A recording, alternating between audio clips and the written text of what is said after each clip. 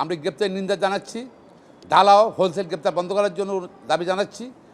আজকে সম্পূর্ণ এই ক্ষয়ক্ষতির জন্য, জাতীয় সমাজ ক্ষয়ক্ষতির জন্য, হত্যার জন্য এবং হাজার হাজার লোক আহত হয়েছে, হাজার লোক চোখ নষ্ট হয়ে গেছে, দায়িত্ব কিন্তু সরকারের। এই ছাত্র আন্দোলনকে ঘটনা কেন্দ্র করে এখন সারা বাংলাদেশে হোলসেল গ্রেপ্তার করছে, রিমান্ডে নিচ্ছে এবং মোবাইল চেক করে, মোবাইলের মধ্যে তো কত কিছু আসতে পারে মানুষের, নাকি নিজের দেন না, হয়তো অন্য মানুষ আসে, মোবাইল চেক করে ওটা পাওয়া গেছে কেন, এগুলো করে চেক করে অ্যারেস্ট করতেছে। এটা কেমন কথা হলো? মানুষের ব্যক্তি স্বাধীনতা নাই, মানুষের বাক স্বাধীনতা নাই, প্রাইভেসি নাই।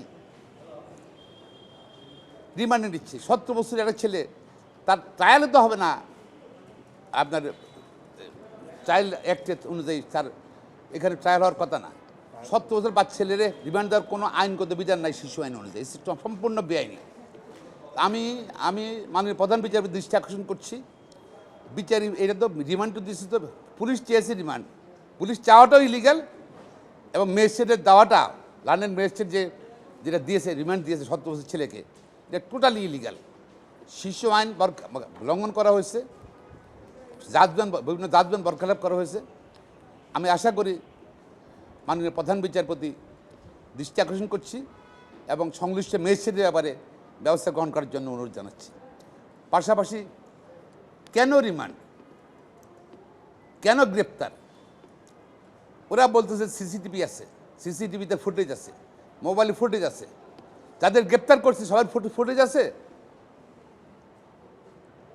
নাই। আর বিএনপিকে বিএনপি, জামাত বা অন্যান্য রাজ্য, বিপি নূর, তারপর অন্যদেরকে গ্রেপ্তার করছেন বিরোধী দলের সরকার। আসলে কোটা আন্দোলনকে কেন্দ্র করে, কোটা আন্দোলনকে অজুহাত হিসেবে ব্যবহার করে তাদের রাজনৈতিক বিরোধী বিএনপি বা অন্যান্য বিরোধী দল, সমমনা বিরোধী দল সবাইকে তারা শাসন করতে চাচ্ছে, তাদেরকে নিয়ন্ত্রণ করতে চাচ্ছে। এটা সম্পূর্ণ অসৎ উদ্দেশ্যে, আমি মানে রাজনৈতিক উদ্দেশ্যে সব গ্রেপ্তার করা হচ্ছে। তো আমরা গ্রেপ্তারের নিন্দা জানাচ্ছি। ঢালাও হোলসেল গ্রেপ্তার বন্ধ করার জন্য দাবি জানাচ্ছি। পাশাপাশি যাদের গ্রেপ্তার করা হয়েছে তাদেরকে অনতিবিলম্বে, ঢালাওভাবে গ্রেপ্তার করা হয়েছে তাদেরকে অনতিবিলম্বে মুক্তির দাবি করছি।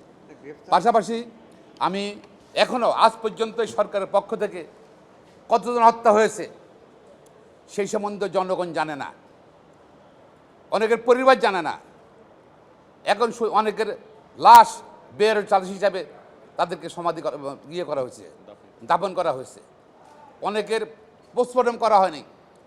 একটা যেখানে আইন কানুন আছে, আইনের শাসন আছে, আইন কানুন আছে, যেখানে সরকার আছে, একটা লোকের আনন্যাচারাল ডেথ হবে তার অবশ্যই সরকারের কাছে এটার পরিসংখ্যান থাকতে হবে, প্লাস পোস্টমর্টম হতে হবে এবং তাদের নাম পরিচিতি জানতে হবে।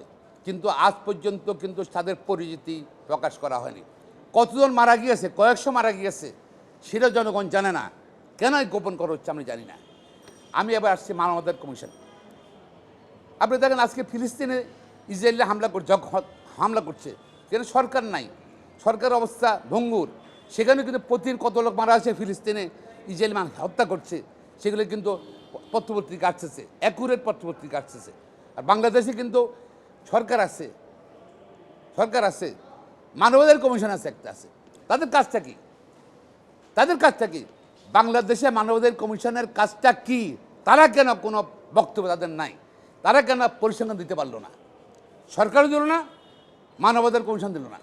আমি মনে করি এই মানবাধিকার কমিশনে যারা আছে ওরা বিলুপ্ত করে দেওয়া উচিত। এবং রাষ্ট্রের এই যে টাকা তারা বেতন নিচ্ছে, তাদের সুযোগ সুবিধা নিচ্ছে, তারা কোনো কাজ করছে না। তারা মনে হয় সরকারের আজ্ঞাবহ হয়ে গেছে মানবাধিকার কমিশনে।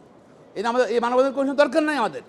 যে মানবাধিকার কমিশন ক্ষয়ক্ষতির বলতে পারবে না, মানুষ হত্যার কথা বলতে পারবে না, সংখ্যা বলতে পারবে না, আহতের কথা বলতে পারবে না, মানবাধিকার কমিশনে কী করবো আমরা?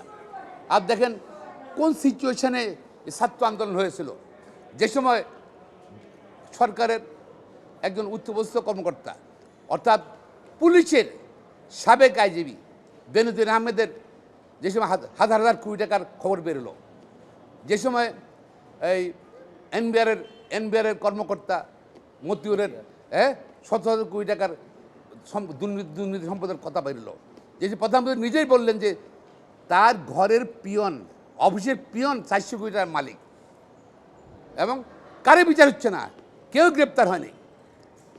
ঠিক আছে।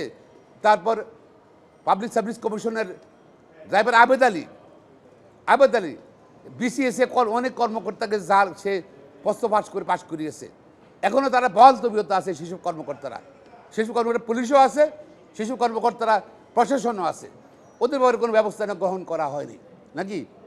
হ্যাঁ, আবেদ আলীতে বলে দিয়েছে বা অন্য কর্মকর্তারা বলে দিয়েছে কারা কারা প্রশ্নবাসের জন্য তারা প্রশ্নবাস করে পাশ করেছে, ব্যবস্থা নিছে, তদন্ত কমিটি করছে, পাবলিক সার্ভিস কমিশন কিছু করছে। এই পাবলিক সার্ভিস কমিশনের কাজটা কি? এই ব্যর্থ পাবলিক সার্ভিস কমিশনের বিলুপ্ত করা উচিত আমি মনে করি। তাদের লজ্জা থাকলে এই দুর্নীতির কারণে, এই প্রশ্নবাসের দুর্নীতির জন্য তাদের পদত্যাগ করা উচিত, নিজেই পদত্যাগ করা উচিত শাসন মানে আমি মনে করি। তো এই সব কিছু মিলাই আজকে কেন সিচুয়েশান দেশ উত্তপ্ত, বিরোধী রাজনৈতিক কর্মীদেরকে তারা চেষ্টা করতেছে তাদের নিয়ন্ত্রণ করার জন্য, গ্রেপ্তার করতেছে, হত্যা করতেছে, নির্যাতন করতেছে। পাশাপাশি কোটায় কোটা সরকার প্রমিস করলো কোটায় যারা আন্দোলন করছে তাদেরকে কোনো কিছু করা হবে না। এর মধ্যে 4 জন না কজন, 5 জন, মোট 5 জনকে তারা অ্যারেস্ট করছে, বলে যে নিরাপত্তা হেফাজতে। তারা কি নিরাপত্তা হেফাজত চাইছিল? আমরা তো শুনি নাই, পত্রিকা আসে নাই যে তাদের নিরাপত্তা হেফাজত চাই। কে তাদেরকে নিরাপত্তা হেফাজত করছে, দিছে, রাখছে কোথায়? ডিবি অফিসে। ডিবি অফিস কি জায়গা রাখার? আমি জানি না কেন। তাহলে আপনারা তো অ্যাকশন নিচ্ছেন, বিভিন্ন জায়গায় ব্লক রেট দিয়ে আপনারা ছাত্রদেরকে গ্রেপ্তার করতেছেন। আপনি সরকার বলছে কারো গ্রেপ্তার করা হবে না, কিছু হবে না, তো কী হচ্ছে এখন?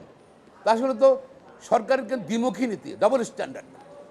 আজকে সম্পূর্ণ এই ক্ষয়ক্ষতির জন্য, জাতীয় সম্পদ ক্ষয়ক্ষতির জন্য, হত্যার জন্য, এবং হাজার হাজার লোক আহত হয়েছে, হাজার লোক চোখ নষ্ট হয়ে গেছে, দায়িত্ব কিন্তু সরকারের। সরকার কেন 15 দিন আগে কোটা আন্দোলনের ব্যাপারে অবস্থান স্পষ্ট করে নেই? তাহলে কিন্তু এই ঘটনা ঘটতো না। আমি মনে করি সরকার সব সার্বিক দুর্নীতি, ব্যাংক লুট, বিভিন্ন খাতে, প্রত্যেক খাতের দুর্নীতি প্লাস গণহত্যা, এই আমি বলব গণহত্যা, জেনোসাইড, গণহত্যার দায়িত্ব নিয়ে আমার সরকার পদত্যাগ করা উচিত অনতি বিলম্বে। এবং যেহেতু জবাবদিহিতা নাই এই সরকারের, জনগণ করে নির্বাচিত সরকার নয়, সুতরাং এই সরকারের কিন্তু ক্ষমতা থাকার অধিকার নাই। এই জেনোসাইডের দায়িত্ব নিয়ে সরকার পদত্যাগ করা উচিত এবং ভোটাধিকার ফিরিয়ে দেওয়া উচিত। জবাবদিহিতামূলক সরকার বাংলাদেশে প্রতিষ্ঠা করার জন্য আজকে সবাই একত্র হওয়ার জন্য আমি অনুরোধ জানাচ্ছি। ধন্যবাদ।